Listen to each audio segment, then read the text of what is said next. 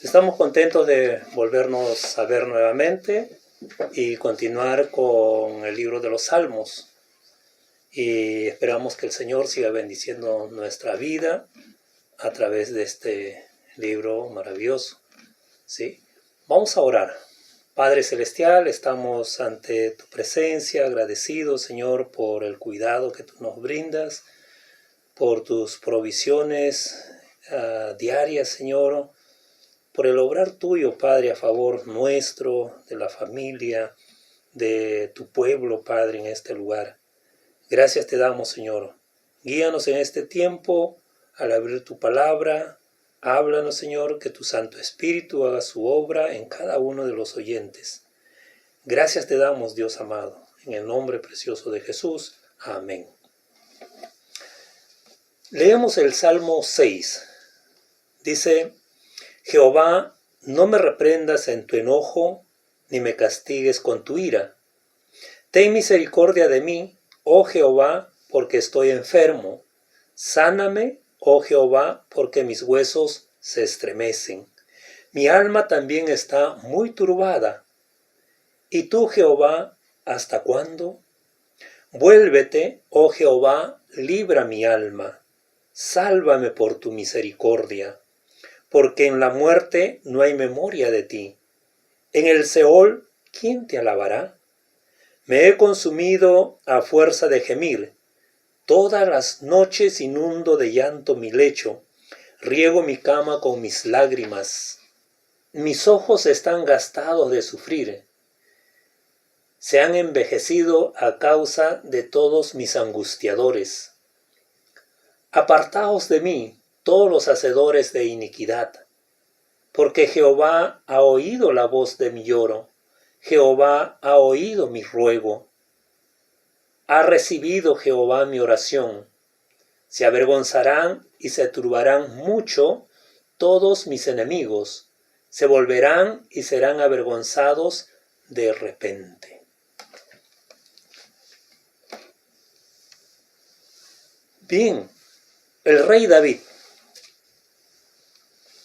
quien escribe este salmo, se lamentaba profundamente. No puede conciliar el sueño. Físicamente se siente muy mal, ¿sí?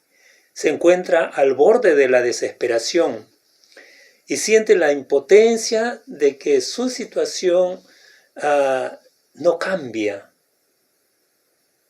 Es consciente de la misericordia divina por otro lado y apela a ella. Él sabe que Jehová es quien puede traer sanidad a su cuerpo, a su alma. Si en el tiempo de la prueba no apelamos a la misericordia divina, desfalleceremos. El pecado contra Jehová, el pecado contra nuestro Dios nos afecta en forma terrible. Y solo Dios puede traer el perdón, puede darnos la paz, la tranquilidad y la sanidad a nuestra alma, la sanidad también a nuestro cuerpo que es afectado. Encontramos aquí en este salmo que David derrama su alma ante Dios, primeramente, ¿sí? Y leemos ahí desde el verso 1 hasta el verso 7, vamos encontrando esto, pero primero la impotencia del salmista. En el verso 1 dice: Jehová, no me reprendas en tu enojo, no me castigues con tu ira. Él sabe que merece ser reprendido y no pide inmunidad de juicio. Dice: Señor, no me reprendas en tu enojo. Señor, como dice, pones mi pecado delante de mí. Sé que he obrado mal, pero no te enojes contra mí para no desmayar, para no desfallecer, ¿sí? ¿Cómo nos sentimos nosotros cuando vemos un rostro enojado? A veces en el ámbito familiar, ¿no? Surgen estas expresiones. Dice, no le digas nada, está enojado, ¿no? Dice, ahora pues está enojado. No lo hagan enojar. Y realmente no es nada agradable estar ante una persona que está enojada, ¿sí? Huimos, nos apartamos, no queremos verle, ¿sí? En Jeremías 10:24 dice, castígame, oh Jehová, con juicio, no con tu furor, para que no me aniquiles. Un rostro enojado es algo que se teme, porque no sabemos qué va a hacer contra aquel que ha producido ese enojo, ¿sí? También otra versión de Jeremías dice, así que corrígeme, Señor, pero por favor sé tierno. No me corrijas con enojo, porque moriría, ¿no? En el verso 2 dice, ten misericordia de mí, oh Jehová, porque estoy enfermo. Sáname, oh Jehová, porque mis huesos se estremecen. David sabe que para librarse de la ira de Dios no hay nada, nada aquí en la tierra, no hay nada en el cielo que lo pueda librar, ¿sí? Y lo que él entonces hace es acercarse a Dios, aunque lo haya herido, para encontrar sanidad, ¿sí? No se aleja de Dios buscando otros medios, sino que se dirige a Dios y él sabe que es misericordioso. David se encontraba en grande aflicción, pero él sabe lo que demanda la justicia divina, pero también conoce a un Dios que es misericordioso. A veces cuando nosotros estamos o hemos pecado, ¿sí? Y podemos sentirnos mal, pero reaccionamos muy diferente a David. Nos alejamos de Dios, huimos de Dios, nos escondemos de Dios y pensamos que Dios va a emitir su juicio sobre nosotros. Es que nos olvidamos o de repente no conocemos que tenemos a un Dios que es grande en misericordia. Dice que es lento para la ira y grande en misericordia. Y David conocía eso muy bien. Dios es grande en misericordia. No podemos acercarnos a Dios mostrando nuestras bondades, nuestros logros, sino reconociendo nuestros pecados, nuestra insuficiencia. El correcto sentido del pecado trae por tierra todo orgullo, toda jactancia y produce la aflicción de nuestra alma al punto de desfallecer. ¿Cuántos de nosotros pecamos y no llegamos a este punto como en la vida de David? ¿Sí? A veces decimos, bueno, ¿a quién le importa mi vida? ¿Sí? ¿Qué acaso ellos no pecan? ¿O todos somos pecadores? Pero lo hice y buscamos alguna justificación, pero cuando reconocemos el sentido correcto del pecado, nuestra alma se va a afligir, hasta va a afectar nuestro cuerpo, ¿sí? Y vamos a estar a punto de desfallecer. Entonces mostremos ante Dios nuestras necesidades, nuestra pobreza, nuestras lágrimas, nuestra miseria, nuestra impotencia, y confesemos delante de Él para hallar gracia para el oportuno socorro.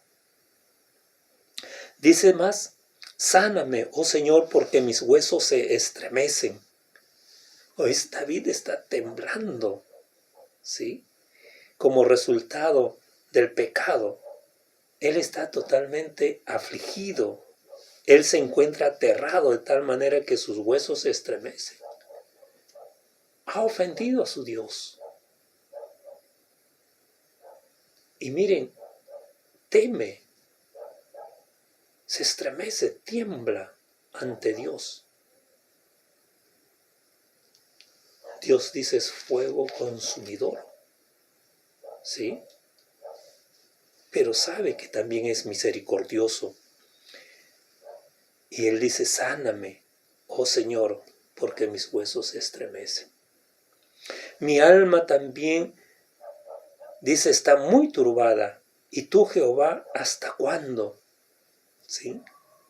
¿Qué es lo que ha pasado? ¿Qué es lo que está sucediendo en su interior? Dice, está muy turbada. Sus emociones ahí están, como dice, un hervor, ¿sí? Y está pensando cosas de repente que no corresponde. Como a veces uno dice, ¿no? Vienen los pensamientos, trata de justificar, trata de echar la culpa a otros, ¿sí? Lo hice, o alguien me motivó, alguien me incentivó, ¿sí? O alguien me dijo que no estaba mal, ¿sí? Pero no hay nada de eso en David. Dice, se siente mal interiormente. Y él dice a Dios, pregunta, ¿hasta cuándo? ¿Hasta cuándo voy a estar en esta situación? Dice, su ser íntegro está en una fuerte conmoción. Su alma y su cuerpo es afectado a causa del pecado. Y surge esa pregunta, ¿hasta cuándo, Señor, será esta situación? ¿Hasta cuándo he de estar en esta aflicción? Y entonces hay situaciones cuando nuestro deseo es que Dios intervenga ya. Esto expresa la gran angustia, ¿sí?, que sentía David. Se pregunta, ¿hasta cuándo, Señor, voy a estar así?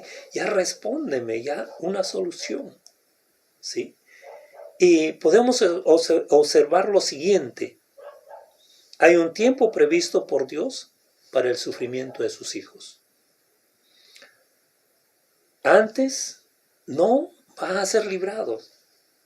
Y entonces esto requiere paciencia y que Dios actúe en el tiempo trazado por Él, no conforme a nuestro deseo, a nuestro requerimiento, ¿sí? Dios tiene el tiempo ideal para seguir forjando nuestro carácter para lo que Él ha determinado. Dios va a actuar en el tiempo planeado por Él. Dios va a actuar cuando lo que Él está haciendo, que se produzca en nuestra vida, llegue a cumplir el propósito, ¿sí? Dios conoce el tiempo conveniente para nuestra humillación y para nuestra exaltación. Y si nosotros nos humillamos ante Dios, dice, Él nos va a exaltar, ¿sí? 2. Somos impacientes cuando estamos en desgracia. Es el tiempo que reclamamos, posiblemente protestamos, argumentamos que por qué ocurren estas experiencias dolorosas, difíciles, ¿sí? 3. Aunque el Señor demore en actuar, tiene sus motivos. Consideremos que Dios nos trata justamente, ¿sí? Cuando Él nos llamaba, no queríamos escucharlo. Cuando Dios nos ha llamado al arrepentimiento, a enderezar nuestros caminos, a honrarlo a Él, como hijos amados, dice, imitarlo a Él, imitar a Jesucristo, y nosotros no lo escuchábamos, ¿sí? Y ahora que nosotros clamamos, Él no nos escucha, ¿sí? Y decimos, ¿hasta cuándo va a ser este? ¿Cuándo Dios va a actuar a mi favor? ¿Sí? Pero considere esto, que Dios tiene sus motivos para alargar ese tiempo de aflicción. En el verso 4 dice, vuélvete, oh Jehová, libra mi alma, sálvame por tu misericordia. Él quiere ser salvado, ¿sí? y pasa de esa súplica insistente a la petición. Pide que solo Dios no haga algo contra él, sino que quiera hacer algo a favor de él. ¿Sí? Como diríamos, pues, Señor, no me aflijas más, o Señor, no emitas tu juicio, no me castigues con tu furor, con tu ira, sino que Él también quiere que Dios haga algo a favor de Él. Dice, vuélvete, oh Jehová, libra mi alma, sálvame por tu misericordia. Dice, sálvame por tu misericordia. Apela a la misericordia de Dios. ¿Sí? Mire que no apela a la justicia divina. Entonces, cuando uno apela a la misericordia de Dios, podemos todavía clamar, ¿sí? Pasar, como dice, a pesar, ¿no? Podemos clamar a Dios a pesar de la inmensidad de nuestra culpa, porque sabemos que Él es misericordioso y nos va a tratar con misericordia, aunque hayamos hecho algo terrible, ¿sí? Observe esto, ¿no? Con qué frecuencia David usa el nombre de Jehová. Dice, yo soy el que soy. Otros dicen, yo soy el que no necesita de nadie para existir. Y es el nombre usado en conexión con la elección de Dios, del pueblo del pacto, su revelación a Él, en el cuidado especial que tiene por ellos. Y se reveló así a Moisés, ¿no? Cuando Moisés dice, ahora yo voy a ir al pueblo de Dios, yo voy a ir al pueblo y le voy a decir, y va a decir, ¿y cómo se llama? ¿Y cuál es su nombre? Y entonces Dios le dijo, Jehová. ¿Sí? Y está en relación, como dice, a la elección que hizo Dios con él, al pacto con el pueblo, ¿no? A la revelación que Él manifestó, a su revelación que se mostró a ellos, ¿sí? Y ese cuidado especial por ellos. Entonces, David apela al nombre de Jehová, ¿sí? Es el nombre, como dice, redentor de Dios. ¿Cuántas veces Jehová le decía al pueblo de Israel, yo soy tu redentor? ¿No? Entonces, cuán importante es conocer el nombre de Dios o los nombres de Dios, ¿sí? Que Él ha revelado en su palabra. Y conocerlos y es realmente conocer a Dios a través de sus nombres, ¿sí? Y cuando nos dirijamos a Él, así como David, ¿no? En este caso Él usa el nombre de Jehová, ¿sí? Porque sabe que lo va a tratar de una forma especial, a pesar de su pecado, con misericordia. También vemos un tono de desesperanza, ¿sí? En el verso 5 dice, porque en la muerte no hay memoria de ti, en el Seol, ¿quién te alabará? ¿No?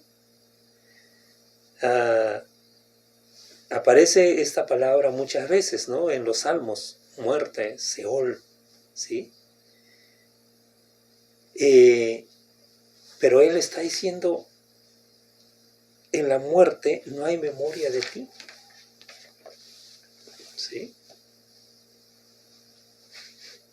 Nosotros hoy sabemos de que cuando nosotros morimos, vamos a la presencia de Dios, ¿sí? Vamos a la presencia de Dios hasta la resurrección cuando venga Jesucristo, ¿sí? Y por un lado Él dice, no me aniquiles, no me destruyas, ¿sí? Porque ¿quién te va a alabar? ¿Cierto? Ahí ya no hay memoria de ti, sino en incapacidad. Hablamos de la incapacidad para participar temporalmente en las ofrendas públicas de alabanza, O sea, ya no voy a hacer esto, ya no te voy a alabar, ya no voy a estar en la adoración, ya no voy a estar en el tiempo de las ofrendas, ¿sí? En Isaías 38:18 dice, porque el Seol no te exaltará, ni te alabará la muerte, ni los que descienden al sepulcro esperarán tu verdad. El que vive, éste dará alabanza como yo hoy. El Padre hará notoria tu verdad a los hijos. Jehová nos salvará. Por tanto, cantaremos nuestros cánticos en la casa de Jehová todos los días de nuestra vida. Y él decía, como dice, si me destruyes, si me matas, no voy a participar en la alabanza. No te voy a poder adorar, no te voy a poder exaltar, no voy a entonar cánticos de alabanza, ¿sí? Y tu verdad tampoco se transmitirá a la siguiente generación.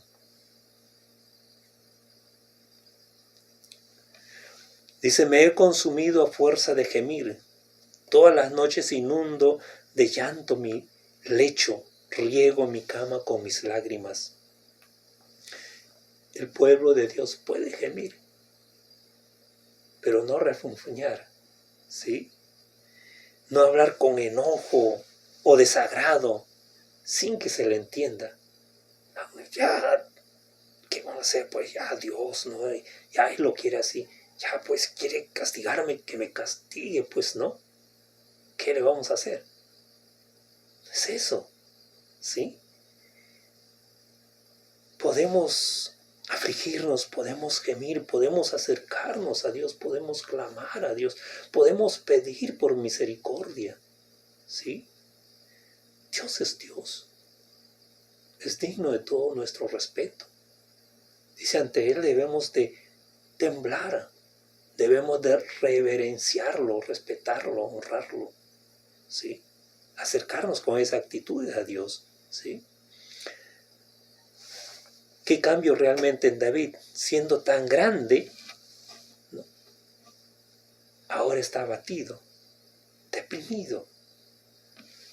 Podemos recordar cuando lo enfrentó a Goliat, ¿sí? Con una confianza total en Jehová. Pero ahora está sollozando, está llorando como un niño. Al enfrentarse a Dios, a quien ha ofendido, queda prácticamente reducido a nada. ¿Sí? No es aquel joven valiente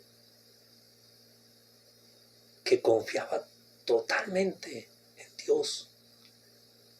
Confiaba que Dios le iba a entregar a Goliat en sus manos y que Él lo iba a dar de comida, como dice, a las aves del cielo. ¿Sí? Dice, inundo de llanto mi lecho, riego mi cama con mis lágrimas. Habla del incontenible llanto de David, ¿sí? Pero hay que tener presente algo. No es por la abundancia de las lágrimas que seremos oídos, sino por la sinceridad de nuestro corazón, el cual está abierto a los ojos de Dios.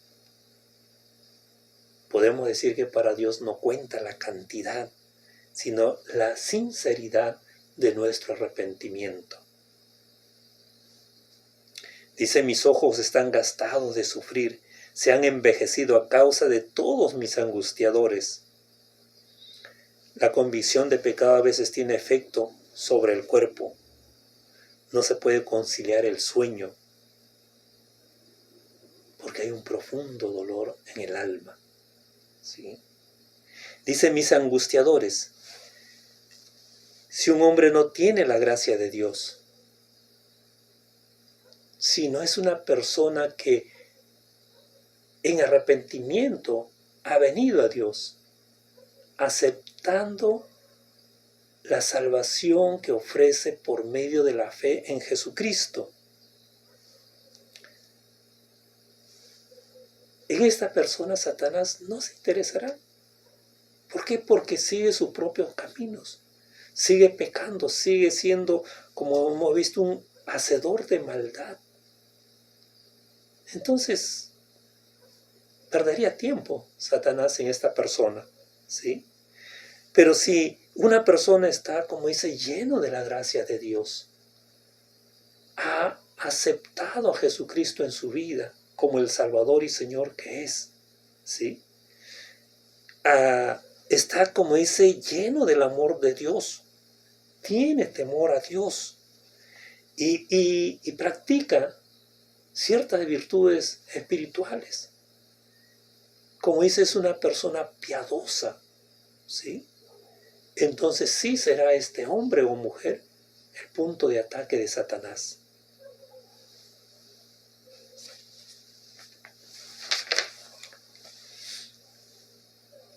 Ahora David vuelve su atención a sus enemigos con una actitud desafiante, ¿sí? Vemos ahí en el verso 8, dice, apartaos de mí todos los hacedores de iniquidad, ¿sí? Apartaos de mí, dice. El arrepentimiento realmente es algo práctico, ¿sí? Algo práctico. Quien ha sido perdonado aborrece el pecado, ¿sí? Y se aparta de las personas que son hacedores de maldad, ¿sí? ¿Por qué? Porque el haber sido perdonado de nuestros pecados ha sido a un gran precio la muerte de nuestro Salvador Jesucristo, ¿sí? Y no es posible que nosotros andemos con personas que practican el pecado, que son hacedores de maldad, o como dicen los impíos, los inicuos, ¿sí? Y valdría hacernos una pregunta: ¿quiénes son nuestros mejores amigos? Hace tiempo, una jovencita expresó esto, ¿no? Ella era creyente, estaba en la iglesia, participaba en la iglesia, y expresó esto: mis mejores amigos están fuera de la iglesia, ¿sí? Esto es extraño, ¿cierto? Nuestros mejores amigos deben ser gente que cree en Jesucristo, gente que ama a Dios, gente que le sigue a Dios. Dice hacedores de iniquidad, los que tienen una fuerte inclinación para hacer lo malo, o lo hacen a conciencia, no a medias, no de vez en cuando, sino que lo hacen en abundancia. Es una práctica ya en ellos. Como alguien ha dicho también, son los profesionales del pecado. Ahora él fundamenta esto. Dice en el verso 8, la segunda parte del verso 8, dice: porque Jehová ha oído mi voz de lloro, porque Jehová ha oído la voz de mi llanto, ¿sí? Surge una pregunta, dice, ¿el llanto habla? Pero acá vemos el llanto como la elocuencia de la pena, ¿sí? Muchas veces lo que no podemos decir con palabras, lo expresamos con el llanto, ¿sí? Con el lloro. Preguntamos también si los que lloran consiguen todo, ¿no? Una expresión popular dice: los que no lloran no maman. O sea que para conseguir algo hay que llorar, ¿sí? Pero en relación a Dios, no son nuestras lágrimas las que Dios considera, sino el corazón contrito. El hombre o la mujer que viene ante Él arrepentido de haber pecado, dispuesto a abandonar el pecado, a darle la espalda al pecado y caminar en dirección a Dios. Y entonces podemos decir cuán preciosas son las lágrimas en los ojos del pecador arrepentido, y que son contempladas realmente por nuestro Dios misericordioso, ¿sí? En el verso 9 dice, Jehová ha oído mi ruego, ha recibido Jehová mi oración. Dice, Jehová ha oído mi ruego, ha recibido Jehová mi oración. Las experiencias de nuestra vida, ¿sí?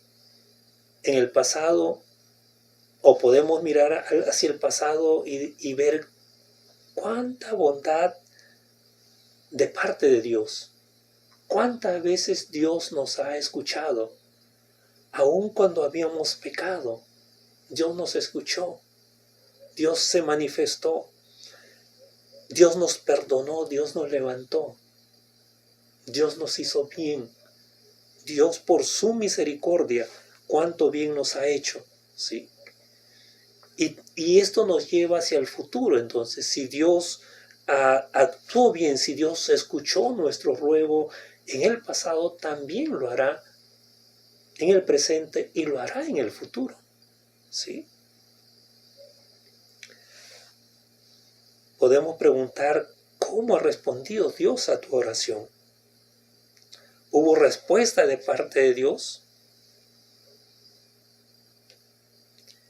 En el verso 10 dice, se avergonzarán y se turbarán mucho todos mis enemigos, se volverán y serán avergonzados de repente.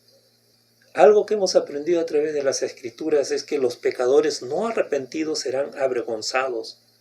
Llegará el momento de lloro, de lamento, cuando menos lo esperen. Lo más lamentable será cuando escuchen del mismo Señor Jesucristo, apartados de mí todos vosotros hacedores de maldad.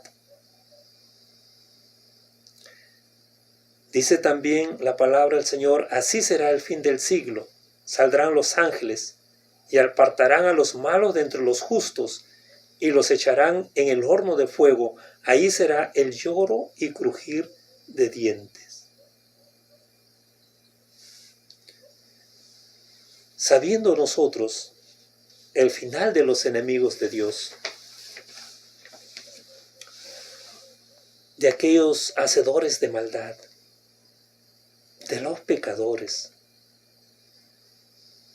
tenemos el mandato de parte de Dios de hablarles a ellos, de entregarles el mensaje del Evangelio de Jesucristo, de tal manera que ellos lo escuchen, y ellos crean, y ellos acepten a Jesucristo como el Salvador y Señor que es. Y esa es la labor nuestra como iglesia, la labor nuestra como hijos de Dios, ¿sí? Porque sabemos el final de los malos, de los pecadores, de aquel que no se arrepiente, ¿sí? En Mateo 4:17 dice, desde entonces comenzó Jesús a predicar y a decir, arrepentidos porque el reino de los cielos se ha acercado. El Señor Jesús llamando al arrepentimiento, ¿sí? En Hechos 3:19 también Pedro predicando dice, así que arrepentidos y convertidos para que sean borrados vuestros pecados, para que venga de la presencia del Señor tiempo de refrigerio y Él envíe a Jesucristo, ¿no? El apóstol Pablo también en Hechos 17:30 dice, pero Dios habiendo pasado por alto los tiempos de esta ignorancia, ahora manda a todos los hombres en todo lugar que se arrepientan. Entonces el llamado de Dios al arrepentimiento es el llamado también que nosotros tenemos que mostrar a la gente, ¿sí? Somos enseñados a orar por nuestros enemigos. Entonces, una de las cosas que podemos hacer es, si hay pecado en nosotros y estamos padeciendo, estamos sufriendo, estamos siendo afligidos, nos sentimos tal vez como David, vayamos a Dios, confesemos nuestro pecado ante Él, sabiendo que Él es misericordioso. No tengas en mente que Dios no te va a perdonar. Ese es un engaño. Dios no trata así. Y dice, el que a mí viene, ¿sí? Dice, el que confiesa sus pecados, dice, Dios le perdona, ¿sí? Y Dios lo limpia. También el llamado al arrepentimiento a aquellos hombres, a aquellas mujeres que todavía no han aceptado a Jesucristo, ¿sí? Y por otro lado, hay lugares a los cuales nosotros no podemos ir, ¿sí? Pero hay gente que sí, Dios lo ha llamado para ello. Viajan a la provincia o van a otros países llevando el Evangelio.